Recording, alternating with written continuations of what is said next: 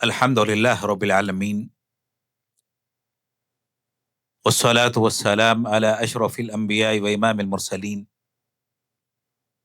نبينا محمد وعلى آله وصحبه ومن سن بسنته إلى يوم الدين، أما بعد. أعوذ بالله السميع العليم من الشيطان الرجيم من حمزه ونفخه ونفثه،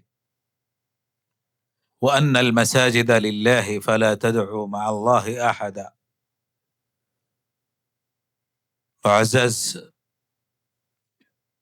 علماء کرام، برادران اسلام، خواتین ملت، اللہ کا شکر و احسان ہے کہ محض اللہ کی توفیق، اس کے فضل اور اس کی رحمت سے آج ہم اس دینی پروگرام میں جمع ہیں. اللہ سے دعا ہے کہ اللہ تعالی ہم سب کے جمع ہونے کو بابرکت بنائے، اور اللہ تعالی ہماری ان نیکیوں کو قیامت کے دن ہماری نجات کا ذریعہ بنائے. آمین. برادران اسلام، مسجد کی اہمیت، اس کی فضیلت اور مساجد کا کردار کیا ہونا چاہیے، اس حوالے سے مجھے آپ کے سامنے کچھ باتیں رکھنی ہیں. سب سے پہلی بات یہ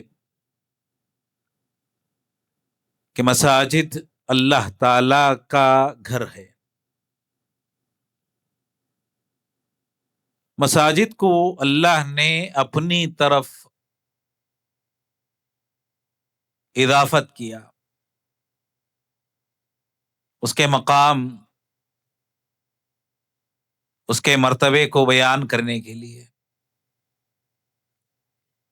ہم کہتے ہیں قرآن مجید کو کہ یہ اللہ کا کلام ہے، اور کلام اللہ کی صفت ہے. تو یہ جو اضافت ہے من باب اضافت الصفہ الی الموصوف، کہ صفت کو موصوف کی طرف اضافت کی گئی ہے.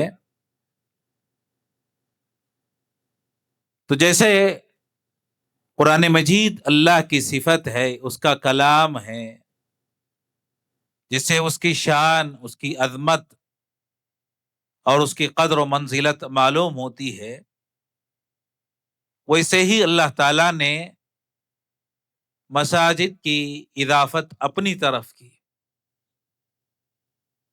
اگرچہ مساجد مخلوق ہیں، لیکن اللہ تعالیٰ نے اس کے مقام کو، اس کی عظمت کو، اس کے فضل کو بیان کرنے کے لیے ان گھروں کی نسبت یا اس کی اضافت اپنی ذات کی طرف کی ہے. کہا جاتا ہے کہ یہ مساجد اللہ کے گھر ہیں. جیسے صالح علیہ السلام کی اونٹنی کے مقام اور مرتبے کو بیان کرنے کے لیے اللہ تعالیٰ نے ناقۃ اللہ کہا کہ یہ اللہ کی اونٹنی ہے. یہ جو مساجد بنائے جاتے ہیں، تو مساجد بنانے کی، اس کو آباد کرنے کی بڑی فضیلت ہے. پیارے رسول صلی اللہ علیہ وسلم نے فرمایا من بنا للہ مسجدا، کہ جو شخص اللہ کے گھر کی تعمیر کرتا ہے، بن اللہ لہ بیتا فی الجنہ، تو اللہ تعالیٰ اس کے بدلے میں جنت میں گھر تعمیر کرے گا. اور مسلمان کی زندگی کا مقصد جنت میں داخل ہونا، جہنم سے بچنا، یہی ہر مسلمان کی زندگی کا مقصد ہے کہ کسی طریقے سے جہنم کی آگ سے بچ جائے، جنت میں داخل ہو جائے۔ اسی لیے صحابہ پیارے رسول صلی اللہ علیہ وسلم سے جو سوالات کرتے کہ کوئی ایسا عمل بتائیے کہ میں جہنم سے بچ جاؤں، جنت میں داخل ہو جاؤں۔ جب بھی کوئی صحابی سوال لے کر آتے مقصد یہ ہوتا کہ جنت مل جائے، جنت میں داخلہ نصیب ہو جائے، جہنم سے بچا لیے جائیں۔ اسی لیے صحابہ سوالات کیا کرتے تھے۔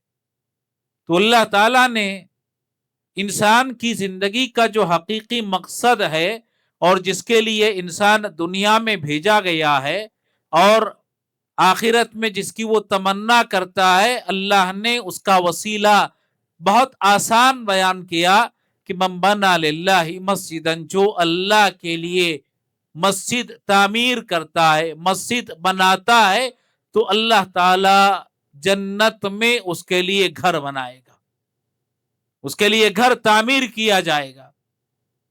اسی لیے آپ دیکھتے ہیں کہ پیارے رسول صلی اللہ علیہ وسلم سب سے پہلے ہجرت کے بعد اپنے گھر کو آباد کرنے سے پہلے، اپنے گھر کو بنانے سے پہلے آپ صلی اللہ علیہ وسلم نے فکر کی اللہ کی مسجد تعمیر کرنے کی، اللہ کے گھر کو بنانے کی۔ آپ نے اپنا گھر نہیں بنایا، اپنے گھر کی فکر آپ نے نہیں کی۔ سب سے پہلے نبی علیہ السلام نے ہجرت کے بعد مسجد نبوی کی بنیاد رکھی کہ مسجد نبوی بن جائے، اس کی تعمیر ہو جائے، اللہ کا گھر آباد ہو جائے۔ آپ صلی اللہ علیہ وسلم نے اس کی فکر کی، اور روئے زمین میں کائنات آباد ہونے سے پہلے، انسانوں کو بسائے جانے سے پہلے علماء نے بیان کیا کہ اگر اس زمین پر سب سے پہلا گھر جو تعمیر کیا گیا، بنایا گیا، وہ اللہ کا گھر تھا، کعبۃ اللہ۔ اگرچہ علماء کا اس بارے میں اختلاف ہے، لیکن آثار سے، احادیث سے یہ بات معلوم ہوتی ہے کہ ابراہیم علیہ السلام کی تعمیر سے قبل اللہ کے گھر کی بنیاد روئے زمین پر موجود، اور فرشتوں نے کعبۃ اللہ کی بنیاد رکھی تھی۔ اس کے بعد آدم علیہ السلام نے اسی پر اللہ کے گھر کو آباد کیا، اور اس کی تکمیل ابراہیم علیہ السلام کے ہاتھوں سے ہوئی۔ تو کائنات میں مخلوق آباد ہونے سے پہلے اگر اللہ نے کسی گھر کو آباد کیا، کسی گھر کو بنایا فرشتوں کے ہاتھوں سے، تو وہ کعبۃ اللہ تھا۔ اللہ کے گھر کو بنانا تھا، اللہ کے گھر کو آباد کرنا تھا۔ اس سے پتہ چلتا ہے کہ انسان کو روئے زمین میں اللہ کے گھر کو بنانے کی فکر کرنی چاہیے، اور مساجد وہ مقام ہے، وہ مرتبہ ہے کہ محض مساجد سے کسی انسان کا تعلق جڑ جاتا ہے اور اس کا دل مسجد سے لگ جاتا ہے۔ جیسے شیخ نے حدیث بیان کے ذکر کیا کہ سبعۃ یظلھم اللہ فی ظلہ یوم لا ظل الا ظلہ، کہ 7 قسم کے خوش نصیب ایسے ہیں اللہ کے عرش کے سائے میں جگہ پائیں گے۔ 7 انسانوں میں سے ایک آدمی وہ بھی کہ اس کا دل مسجد سے لگا ہوا ہے، جڑا ہوا ہے، نماز پڑھ لیتا ہے، ادا کر لیتا ہے، بازار چلا گیا تجارت کرنے کے لیے، گھر واپس آ گیا گھر کے کام کاج انجام دینے کے لیے، لیکن دل مسجد سے لگا ہوا ہے کہ ابھی ایک نماز میں نے ادا کر لی، دوسری نماز کا وقت قریب آتے جا رہا ہے، اذان ہوگی، مجھے دوسری نماز ادا کرنے کے لیے مسجد جانا ہے۔ دل مسجد سے جڑا ہوا ہے، لگا ہوا ہے۔ تو پیارے رسول صلی اللہ علیہ وسلم نے فرمایا کہ اللہ تعالیٰ ایسے انسان کو کل قیامت کے دن اپنے عرش کے سائے میں جگہ عطا فرمائے گا۔ کتنی بڑی بات ہے۔ اور مسجد کا چل کر جاتا ہے نماز ادا کرنے کے لیے۔ مسجد وہ جگہ ہے کہ انسان ایک قدم اپنا مسجد کی طرف اٹھاتا ہے تو اللہ تعالیٰ ایک نیکی لکھتا ہے، اور دوسرا قدم اٹھاتا ہے تو اللہ گناہ معاف کرتا ہے. چل کر جانا. مساجد میں آنے اور جانے پر اللہ ثواب عطا کرے گا, اور جتنی دور سے وہ چل کر آتا ہے اتنا ثواب, اتنا اجر. بنو سلمہ کے کچھ افراد تھے, مسجد سے گھر بہت دور تھے, ارادہ کیا کہ مسجد کے قریب آباد ہو جائیں. تو جب اس ارادے کا نبی علیہ السلام کو پتا چلا تو پیارے رسول صلی اللہ علیہ وسلم نے ان لوگوں کو طلب کیا اور فرمایا کہ میں نے سنا ہے کہ تم مسجد کے قریب آباد ہونا چاہتے ہو. تو پیارے رسول صلی اللہ علیہ وسلم نے فرمایا, کہا کہ اگرچہ تمہارے گھر مسجد سے دور ہیں لیکن تم اجر کی امید رکھو, دور سے جتنا تم چل کر آؤ گے اللہ اتنا ثواب دے گا, اتنا اجر دے گا. تو کثرت مشی, کثرت کے ساتھ مسجد کی طرف چل کر آنا, یہ نیکیوں میں اضافے کا سبب ہے, درجات میں بلندی کا وسیلہ ہے, اور اتنا ہی اجر انسان حاصل کرے گا جتنا مسجد کی طرف اس کر چلنا ہوگا. جتنا چلتا ہے اللہ اتنا اجر اتنا ثواب اس کو عطا کرتا ہے. مسجد آ جاتا ہے کوئی انسان, نماز کے انتظار میں بیٹھا ہوا ہے تو اللہ تعالیٰ نماز کا ثواب عطا کرے گا. اگرچہ نماز نہیں پڑھ رہا ہے لیکن نماز کا منتظر ہے, نماز کے انتظار میں بیٹھا ہوا ہے, اللہ نماز کا ثواب عطا کرے گا اگرچہ نماز نہ پڑھ رہا ہو, نماز ادا نہ کر رہا ہو. امام بخاری رحمہ اللہ نے اپنی صحیح میں باب باندھا, باب الجلوس فی المساجد ینتظر الصلاۃ, کہ اس بیان میں کہ کوئی شخص مسجد میں آ جاتا ہے, نماز کے انتظار میں بیٹھ جاتا ہے. اس کے بعد پیارے رسول صلی اللہ علیہ وسلم کی حدیث اس باب میں پیش کی. ابو ہریرہ رضی اللہ تعالیٰ عنہ فرماتے ہیں کہ پیارے رسول صلی اللہ علیہ وسلم نے فرمایا کہ جب کوئی شخص مسجد میں آ جاتا ہے, بیٹھ جاتا ہے, نماز ادا کرنے کے بعد اپنی جگہ بیٹھا ہوا ہے, حرکت نہیں کی, اور اس کا وضو برقرار ہے, باقی ہے, تو پیارے رسول صلی اللہ علیہ وسلم نے فرمایا کہ فرشتے اس کے حق میں دعا کرتے ہیں, فرشتے اس کو دعا دیتے ہیں. دعا کیا دیتے ہیں فرشتے؟ اللہم اغفر لہ, اے اللہ اس کے گناہوں کو معاف فرمانا. اللہم ارحمہ, اے اللہ اس پر اپنی رحمتیں نازل فرمانا. فرشتوں کی دعا ملتی ہے. اور اگر صرف نماز کے انتظار میں وہ شخص مسجد میں بیٹھا ہوا ہے تو پیارے رسول صلی اللہ علیہ وسلم نے فرمایا کہ اللہ تعالیٰ اس کو نماز کا اجر, نماز کا ثواب عطا کرتا ہے. نماز کے انتظار میں ہے, نماز ختم کرنے کے بعد اگرچہ حالت نماز میں نہ ہو تو اللہ تعالیٰ اس کو نماز پڑھنے کا ثواب عطا کرتا ہے. کتنی بڑی فضیلت. مساجد اللہ کے گھر ہے, اس کو تعمیر کرنا, اس کو آباد کرنا, نماز کا اہتمام کرنا, مادی اور معنوی حیثیت سے اس میں حصہ لینا, یہ ایمان کی علامت ہے, ایمان کی نشانی. ایمان والے ہی اللہ کے گھروں کو آباد کرتے ہیں, اس کو تعمیر کرتے ہیں, اس میں حصہ لیتے ہیں. اللہ تعالیٰ نے قرآن مجید میں ارشاد فرمایا انما یعمر مساجد اللہ, کہ اللہ کی مساجد کو آباد کرتے ہیں, اس کو تعمیر کرتے ہیں. تعمیر معنوی اور مادی حصی دونوں ہیں.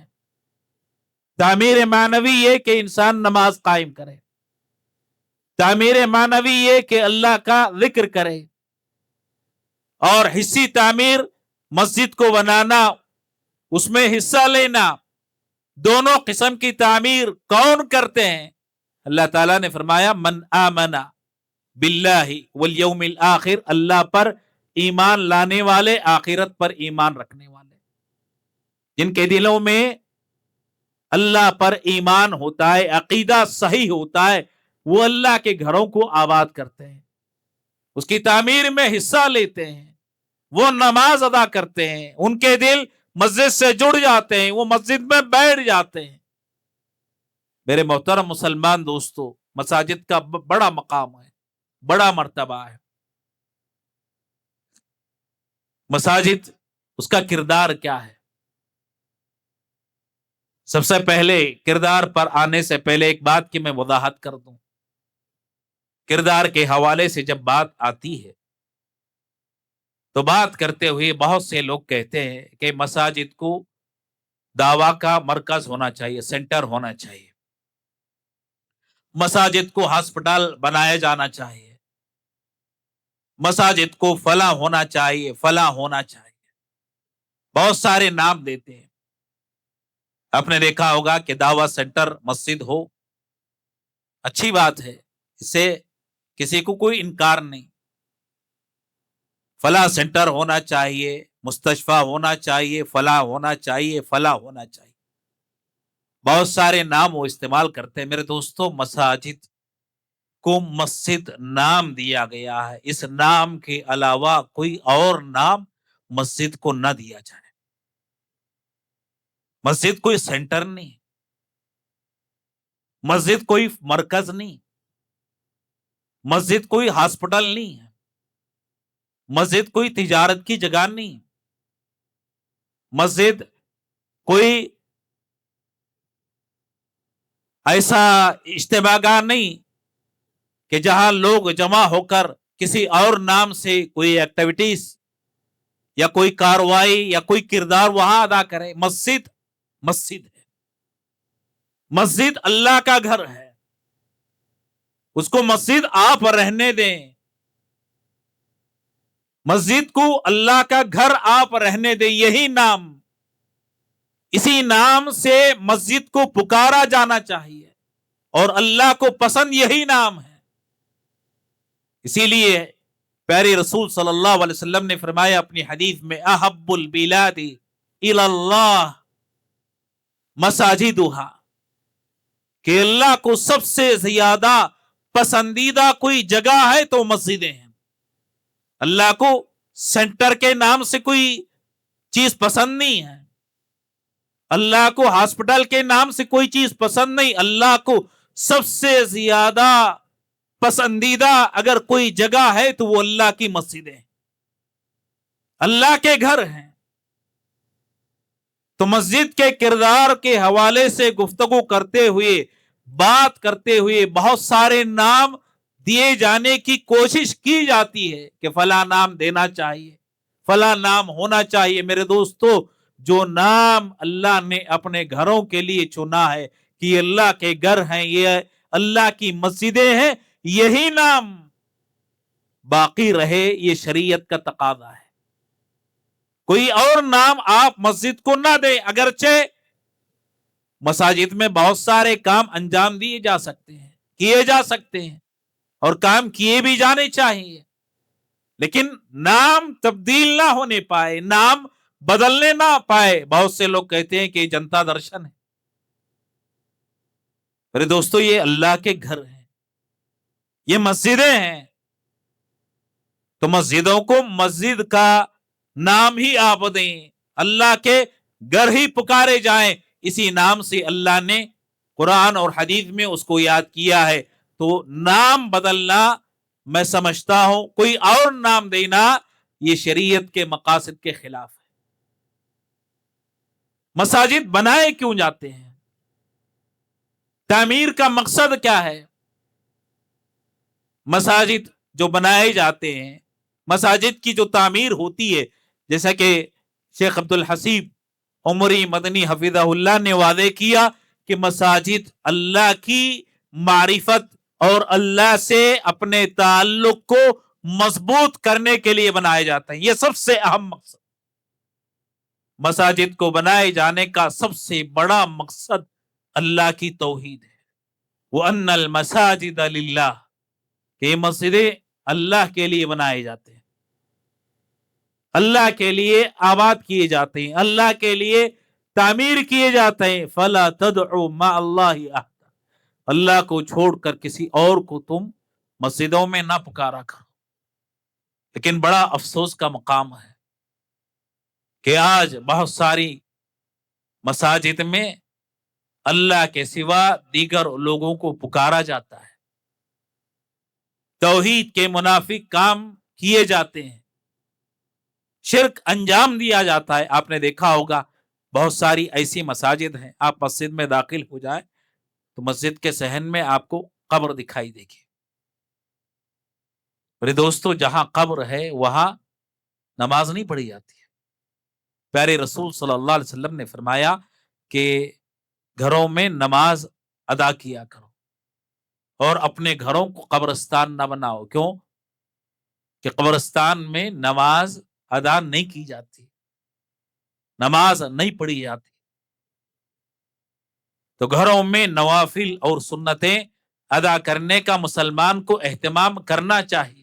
کیوں اہتمام کرنا چاہیے؟ تاکہ گھر قبرستان نہ بن جائیں. قبرستان میں نماز نہیں ہوتی اگر کوئی انسان ادا کرتا ہے. پیارے رسول صلی اللہ علیہ وسلم کی بہت ساری حدیث ہیں کہ آپ صلی اللہ علیہ وسلم نے قبرستان میں یا جہاں قبر ہو وہاں کوئی انسان نماز ادا کرے، کیونکہ نماز اللہ کے لیے خالص ہو. انسان کے لیے جائز نہیں کہ انسان کے سامنے تعظیم کے ساتھ کھڑا ہو جائے. انسان کے لیے جائز نہیں کہ کسی اور انسان کے سامنے رکوع کرے. کسی انسان کے لیے جائز نہیں کہ کسی انسان کے سامنے سجدہ کرے. بسا اوقات قبرستان میں اگر کوئی نماز ادا کرنے کا اہتمام کرتا ہے تو یہ شبہ پیدا ہو سکتا تھا کہ شاید اس کے کھڑے ہونا تعظیم کے ساتھ صاحب قبر کے لیے ہو، شاید اس کا رکوع کرنا صاحب قبر کے لیے ہو سکتا ہے، شاید اس کا سجدہ کرنا صاحب قبر کے لیے ہو سکتا ہے. اسی لیے قبرستان میں نماز ادا کرنے سے منع کر دیا گیا، روک دیا گیا. وَأَنَّ الْمَسَاجِدَ لِلَّهِ، یہ مسجدیں اللہ کے لیے بنائی جاتی ہیں. فَلَا تَدْعُوا مَعَ اللَّهِ أَحَدًا، اللہ کے علاوہ کسی اور کو تم نہ پکارا کرو. اللہ کے سوا کسی اور کے لیے رکوع نہ کرو. اللہ کے سوا کسی اور کے لیے تم سجدہ نہ کرو. تعظیم کے ساتھ سوائے اللہ کے سامنے کھڑے ہونے کے کسی اور کے سامنے کھڑا نہ ہوا کرو. اللہ نے منع کر دیا، روک دیا. وقوموا للہ قانتین، کھڑے ہونا ہے کس کے لیے؟ اللہ کے لیے، اللہ کے سامنے. تو سب سے پہلا جو مقصد ہے مسجدوں کو بنانے کا کہ اللہ کی توحید کا یہاں سے درس دیا جائے، شرک سے بچنے کی ترغیب دی جائے اور بدعتوں کے حوالے سے گفتگو کی جائے، سنتوں کی تعلیم دی جائے لوگوں کو. یہ مساجد اسی لیے بنائے جاتے ہیں. اور مساجد بنائے جاتے ہیں ایک مقصد یہ بھی ہے کہ اللہ کی کتاب کی یہاں تلاوت ہو، اللہ کے کتاب کو پڑھا جائے، اس کے کتاب کی، اس کے کلام کی تلاوت کی جائے، اس کو سمجھنے اور اس کو سمجھانے کا اہتمام کیا جائے. نبی علیہ السلام نے فرمایا خیرکم من تعلم القرآن وعلمہ، دنیا میں سب سے بہترین انسان وہ ہے جو قرآن سیکھتا ہے اور قرآن سکھاتا ہے. قرآن سیکھنے اور قرآن سکھانے والا سب سے بہترین انسان، سب سے اچھا انسان. قرآن سیکھنے اور سکھانے کے لیے اگر کوئی سب سے بہترین جگہ ہو سکتی ہے تو وہ اللہ کی مساجد ہے، وہ اللہ کے گھر ہے. یہاں قرآن مجید کی تعلیم کا اہتمام کیا جائے. مگر افسوس کی بات ہے آج جتنا اہتمام اور ایکٹیویٹیز میں کیا جاتا ہے مساجد میں، قرآن کی تعلیم کا اتنا اہتمام نہیں ہوتا ہے. مکاتب یہاں قائم کیے جائیں، دور الحفاظ حفظ کی تعلیم کا یہاں انتظام کیا جائے. پیارے رسول صلی اللہ علیہ وسلم کی وہ حدیث ہے کہ وَمَا اجْتَمَعَ قَوْمٌ فِي بَيْتٍ مِّن بُيُوتِ اللَّهِ يَتْلُونَ كِتَابَ اللَّهِ وَيَتَدَارَسُونَهُ فِيمَا بَيْنَهُمْ، کہ کوئی قوم، کوئی جماعت اللہ کے گھروں میں جمع ہوتی ہے، اکٹھی ہوتی ہے. کیوں جمع ہوتی ہے؟ کس مقصد سے ان کا اجتماع ہے؟ نبی علیہ السلام نے فرمایا اللہ کی کتاب کی تلاوت کرنے کے لیے، اس کو پڑھنے اور پڑھانے کے لیے، اس کو سمجھنے اور سمجھانے کے لیے. اگر کوئی جماعت مسجد میں اکٹھی ہوتی ہے، جمع ہوتی ہے، تو پیارے رسول صلی اللہ علیہ وسلم نے فرمایا الا حفتہم الملائکہ وغشیتہم الرحمہ ونزلت علیہم السکینہ، کہ فرشتے اس جماعت پر اپنے پروں سے سایہ کرتے ہیں، اس کو گھیر لیتے ہیں، اس کو ڈھانک لیتے ہیں، اور اطمینان وہاں نازل ہوتا ہے. اللہ کی رحمت ایسی جگہ پر اترتی ہے اور اللہ تعالیٰ ان کا تذکرہ فرشتوں کے سامنے کرتا ہے. کتنی بڑی فضیلت کی بات ہے.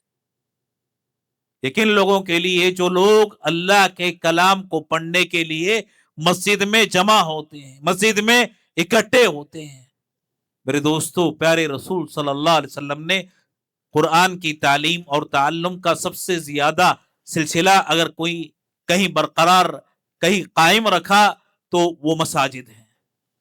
ابی بن کعب اور ایک اور صحابی مسجد میں تھے. نبی علیہ السلام نے فرمایا، کہا کہ مسجد سے نکلنے سے پہلے میں سب سے عظیم سورت، سب سے عظیم آیت تمہیں سکھاؤں گا. کہاں؟ مسجد میں. قرآن کے تعلیم اور تعلم کا جو سلسلہ چلنا چاہیے وہ مسجد میں ہونا چاہیے، کیونکہ سب سے عظیم کلام اللہ کا کلام، اس سے بڑھ کر کوئی اور کلام افضل نہیں ہو سکتا، دنیا میں بہتر نہیں ہو سکتا ہے. اس کا انتظام کہاں ہونا چاہیے؟ اللہ کے گھروں میں، جو اللہ کو سب سے زیادہ پسندیدہ جگہ ہیں، سب سے زیادہ مقدس جگہ ہیں، سب سے زیادہ بابرکت جگہ ہیں. وہاں اللہ کے کلام کو پڑھنے اور پڑھانے کا اہتمام ہونا چاہیے. میرے محترم مسلمان دوستو، مسجدوں میں بیمار کے علاج کا انتظام کیا جانا چاہیے. پیارے رسول صلی اللہ علیہ وسلم، سعد بن معاذ رضی اللہ تعالیٰ عنہ، جب تیر لگا میدان جنگ میں، خون بہنے لگا، ان کے رہنے کا انتظام نبی علیہ السلام نے مسجد میں کیا. مسجد میں انتظام آپ صلی اللہ علیہ وسلم نے کیا تاکہ قریب رہ کر ان کی عیادت کر سکے، ان کے احوال کو جان سکیں، ان کا بہتر انداز میں علاج کر سکیں. نبی علیہ السلام نے اس کا انتظام کیا. تو یہ انتظام مسجد میں اگر ہوتا ہے علاج کا، کسی مریض کے ٹھہرنے کے لیے جگہ بنایا جائے، کسی مریض کے علاج کے لیے وہاں انتظام کیا جائے، بڑی اچھی بات ہے، نبی علیہ السلام نے کیا. مسجد میں سونا جائز ہے، طلباء کے ٹھہرنے کا انتظام کرنا جائز ہے، پڑھنے والے طلباء کے لیے ہاسٹل بنانا جائز ہے. اصحاب صفہ کہاں رکے ہوئے تھے؟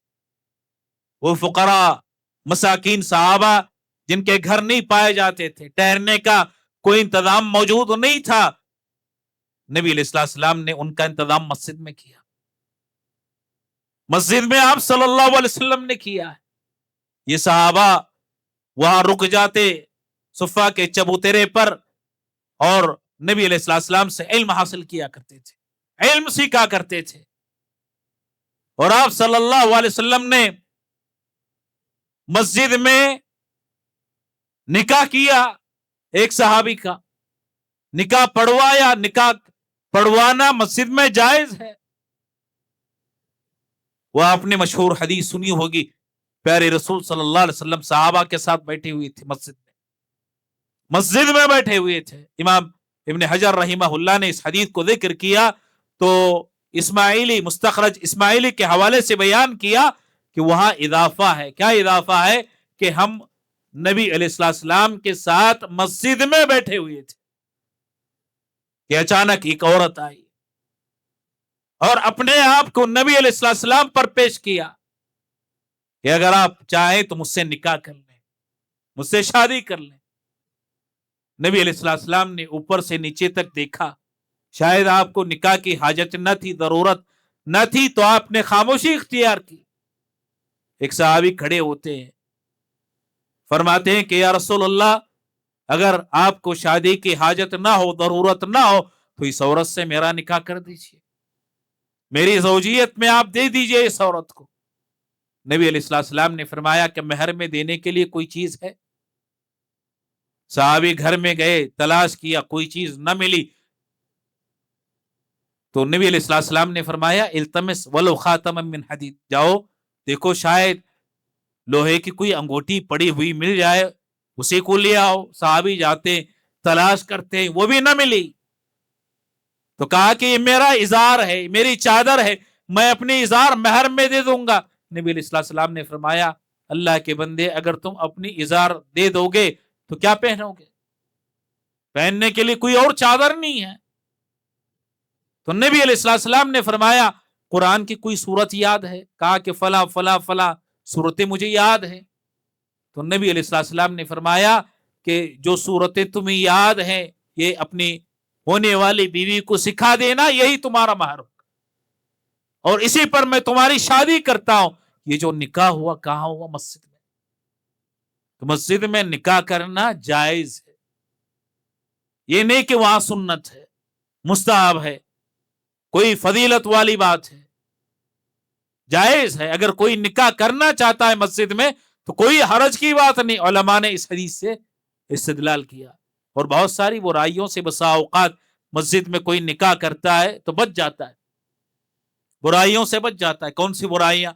بسا اوقات ویڈیو گرافی ہوتی ہے، فوٹو وغیرہ کے جو سیشن ہوتے ہیں ان سے انسان بچ جاتا ہے، اور میوزک کا بسا اوقات نکاحوں میں حرام کام کا ارتکاب کیا جاتا ہے، مسجد میں نکاح ہوتا ہے اس سے بچ جاتا ہے، بہت ساری فضول خرچیوں سے بچ جاتا ہے۔ مسجد میں اگر نکاح کرتا ہے تو جائز ہے، کوئی حرج کی بات نہیں۔ میرے محترم مسلمان دوستو، مساجد کا کردار بہت وسیع ہے۔ پیارے رسول صلی اللہ علیہ وسلم کے پاس کوئی وفد آتا تو آپ صلی اللہ علیہ وسلم اس وفد کا استقبال مسجد میں کیا کرتے تھے۔ کوئی ضرورت مند آتا، آپ سے سوال کرتا، آپ صلی اللہ علیہ وسلم فقراء مساکین کی مدد کے لیے مسجد میں اعلان کرتے۔ اعلانات کس قسم کے؟ کوئی محتاج ہے، کوئی فقیر ہے، کوئی مسکین ہے، صاحب حاجت ہے، تو نبی علیہ السلام اس کے لیے مسجد میں اعلان کرتے۔ فقراء مساکین کی ضرورتوں کا خیال مساجد میں رکھا جاتا، ان کی ضرورتیں وہاں سے پوری کی جاتی۔ بلکہ نبی علیہ السلام کے زمانے میں ایک کافر کو قیدی بنا کر لایا گیا، آپ نے اس کو مسجد سے باندھ دیا۔ اور اللہ کے نبی علیہ السلام تعلیم اور تعلم کا کوچنگ سینٹر بنائے جائیں، جائز ہے، طلباء کے لیے کوئی حرج کی بات نہیں۔ پیارے رسول صلی اللہ علیہ وسلم صحابہ کو خواب کی تعبیر مسجد میں بیان کرتے، فجر کی نماز آپ صلی اللہ علیہ وسلم ادا کرتے، بیٹھ جاتے اور سوال کرتے کہ کیا کسی نے تم میں آج خواب دیکھا ہے؟ کوئی صحابی اگر خواب دیکھا ہوتا آپ صلی اللہ علیہ وسلم کے سامنے بیان کرتا اور آپ اس کی تعبیر بیان کیا کرتے تھے۔ تعلیم اور تعلم کا جو سلسلہ ہے مسجد سے جاری ہوتا، مسجد سے مکمل ہوتا۔ جو حدیث جبریل ہے، پوری حدیث آپ اس کو پڑھ جائیں، یہ حدیث جبریل فی تعلیم الدین، یہ جبریل کی حدیث ہے۔ کس سلسلے میں؟ دین سکھانے کے سلسلے میں۔ یہ واقعہ کہاں پیش آیا؟ مسجد میں۔ پیارے رسول صلی اللہ علیہ وسلم مسجد میں بیٹھے ہوئے تھے، اچانک ایک آدمی آیا، کپڑے انتہائی سفید، بال انتہائی کالے، سفر کا کوئی نشان نہیں، کوئی علامت نہیں۔ نبی علیہ السلام سے قریب ہو کر بیٹھ جاتا ہے، سوالات کیا، مل اسلام، اسلام کیا ہے، ایمان کیا ہے، احسان کیا ہے، اور قیامت کی نشانیاں کیا ہیں۔ یہ سارا سلسلہ کہاں؟ مسجد میں واقع ہوا۔ تو غرض ہے کہ مسجد کا جو مقصد ہے وہ انتہائی وسیع ہے۔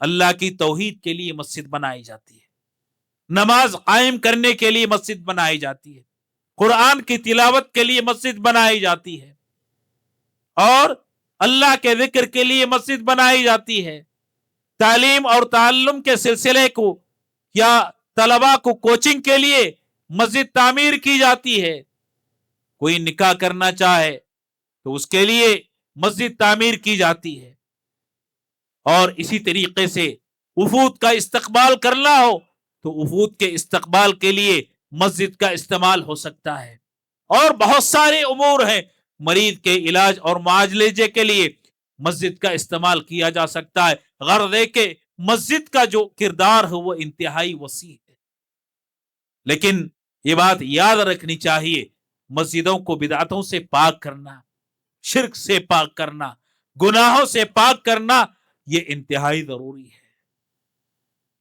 کہیں اس کے کردار پر بات کرتے ہوئے بدعتوں کو فروغ نہ دیا جائے، شرک کا ارتکاب نہ کیا جائے، توحید سے ہٹ کر کوئی کام یہاں نہ کیا جائے، اس بات کا خیال رکھا جانا بہت ضروری ہے۔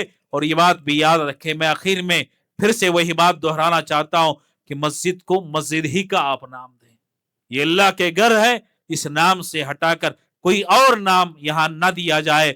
بہت ساری باتیں ہیں کہنے کے، لیکن وقت کافی ہو چکا ہے، میں اسی پر اکتفا کرتے ہوئے ذمہ داروں کا شکریہ ادا کرتا ہوں اور دعا گو ہوں کہ اللہ تعالیٰ اس مسجد کو جس مقصد کے لیے تعمیر کیا گیا ہے، بنایا گیا ہے، اللہ تعالیٰ ان کے نیک مقاصد میں کامیابی عطا فرمائے، اور اللہ تعالیٰ اس مسجد کو صدقہ جاریہ بنائے۔ زمین جنہوں نے وقف کی ہے یا تعمیر میں حصہ لیا ہے یا کسی بھی طرح کا تعاون کیا ہے، اللہ تعالیٰ ان کے تعاون کو قبول فرمائے، قیامت کے دن ان کے میزان حسنات میں شامل فرمائے، اللہ تعالیٰ اجر عظیم سے ان کو نوازے، جہنم اور قبر کے عذاب سے بچائے، جنت میں اللہ تعالیٰ داخلہ نصیب فرمائے۔ آمین۔ اقول قولی ھذا واستغفر اللہ لی ولکم ولسائر المسلمین من کل ذنب فاستغفروہ انہ هو الغفور الرحیم۔ السلام علیکم ورحمۃ اللہ۔